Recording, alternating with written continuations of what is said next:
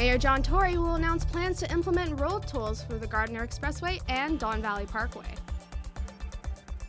Or ridechecks.com, they're on Facebook. Police officers gathered at Humber's North Campus to kick off their Holiday Ride Checks campaign.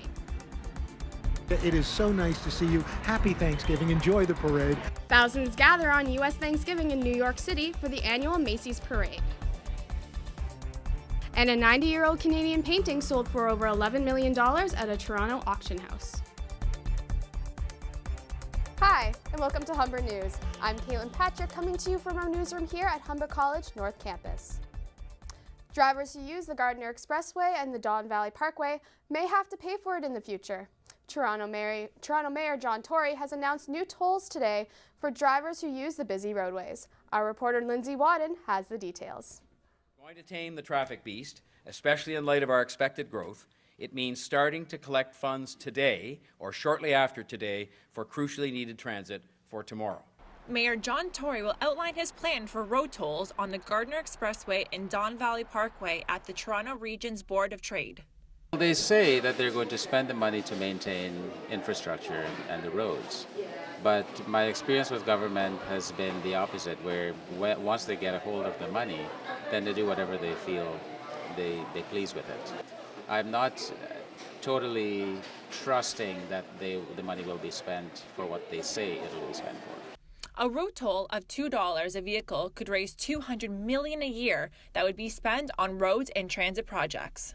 The toll would not be in effect until 2024 at the earliest. I don't agree with tolls on inner city highways or expressways. I use the Gardiner quite a bit. If there was a toll on the Gardiner, we take the lakeshore, and that's already pretty brutal for traffic. Tory is also expected to endorse a tax applied to nightly stays in hotels and accommodations, as well as rent on websites such as Airbnb. Even though John Tory supports the tolls on the Don Valley Parkway and Gardiner Express, he will need the City Council support for the tolls to be in effect. Lindsay Wadden, Humber News. Just in time for the holiday season, Humber College is hosting the annual Ride Checks event. Our reporter Brittany Billette has the story. The 11th annual Ride campaign launch took place at Humber North. It kicks off the annual roadside stop and check program to keep impaired drivers off the road.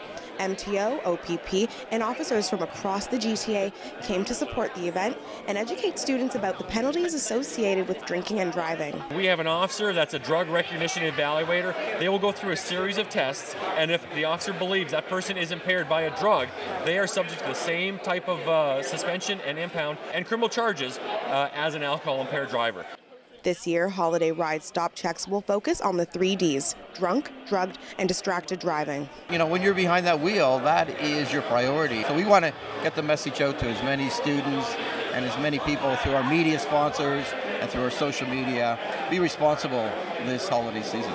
Russell Winkler, a victim of impaired driving when he was 4 years old, spoke to the audience about his experience. I don't have any sadness or regret about how my life has ended up. It's given me a big perspective on how precious every single day is. These booklets include coupons and helpful information and will be handed out to sober drivers as a thank you for driving safe. As well, they'll be distributed at select beer stores across the province. Brittany Billette, Humber News. Overseas, local authorities are stepping up their efforts after a construction accident in China.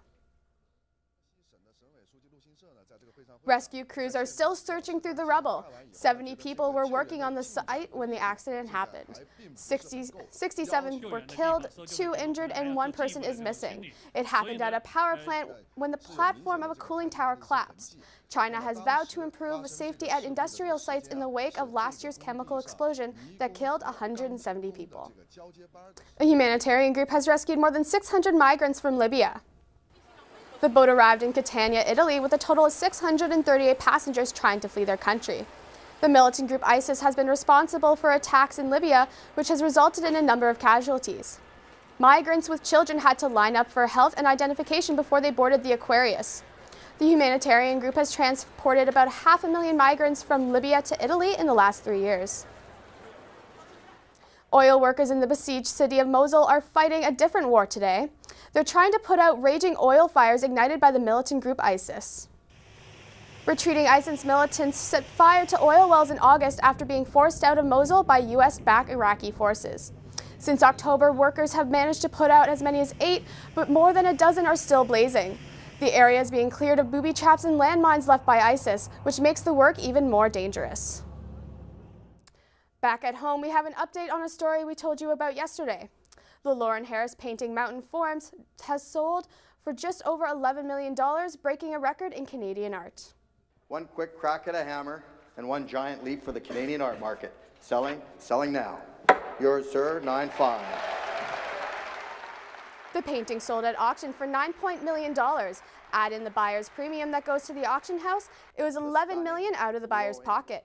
The painting is the most expensive Canadian artwork to sell at auction. It was expected to go for about $5 million.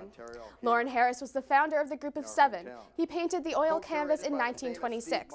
It is not known who bought the masterpiece. To the U.S. now, where President Barack Obama is wishing Americans a happy Thanksgiving for the last time as president. I want to wish you a very happy Thanksgiving. Thanksgiving reminds us that no matter our differences, we're still one people, part of something bigger than ourselves. We are communities that move forward together. We're neighbors who look out for one another, especially those among us with the least. We are always simply Americans. In a video, Obama spoke about the importance of reflecting and giving thanks as Americans. He says people should put aside all their differences from the election and come together as one. It's the last time Obama and his family spend at Thanksgiving at the White House. President-elect Donald Trump will take over starting January 20th. And in New York City, thousands gathered this morning for the 90th Macy's Thanksgiving Day Parade. There was tight security after ISIS named the parade an excellent target. 80 sand-filled sanitation trucks lined the neighborhoods of the parade route. More than 3,000 uniformed officers patrolled the streets with sniffer dogs from the bomb squad.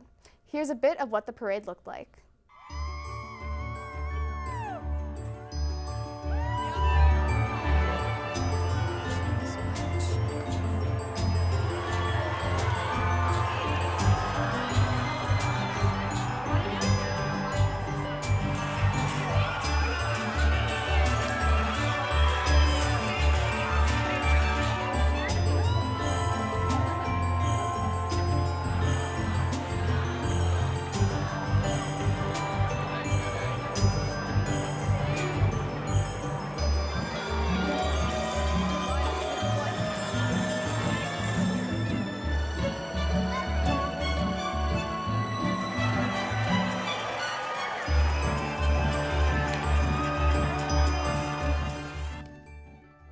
Here at Humber, with exams coming up, students can be left scrambling to prepare.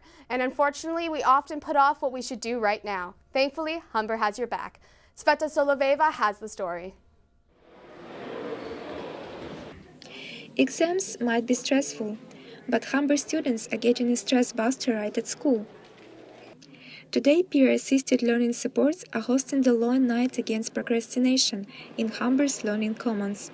The event will help the students to get ready for their exams and relax. It runs from 5 to 10 p.m. today, and we have peer tutoring, free peer tutoring services for students, a relaxation zone, so we have like massage, a henna table, origami making, and a few other pieces, and of course we have free food and free coffee, and a photo booth.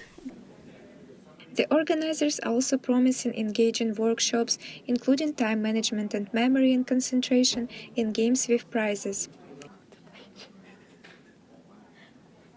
Students will be able to meet with the tutors from writing and math centers and get help with their assignments and exam preparation. We'll have tables set up and the students can just drop in and meet with tutors for 20 minutes to half an hour. It's all free and they can work on whatever homework they need help with. Peer assistant Nafiza Kadir says it is the first time when Humber is hosting the event and she's excited to see the results. Our first time doing the event. I think it's a very cool event. I think my team believes it's a very cool event, so we just really want to see the turnout of students out there. Research help, workshops, mac and cheese, prizes, all these fun things waiting for you from 5 till 10 p.m. at Learning Commons today. Sveta Soloveva, Humber News. When we come back, we'll tell you what's happening in the world of sports, and Chris Bessick will have your 3-day forecast. Hope you brought your umbrellas today, because it's a wet one out. It's currently 4 degrees with showers and clouds throughout the day. I'll be back after the break with your 3-day forecast. It may be extinct, but it's certainly not forgotten. A dodo skeleton has been sold for over $400,000 at auction. A collector spent more than 40 years buying the bones and putting the skeleton together. Just a part of the skull and a set of claws are missing. There are only 12 almost complete dodo skeletons in the world. Dodos were totally extinct by the 18th century. Little hopes and desires, I suppose, and it would have been nice if it had gone on.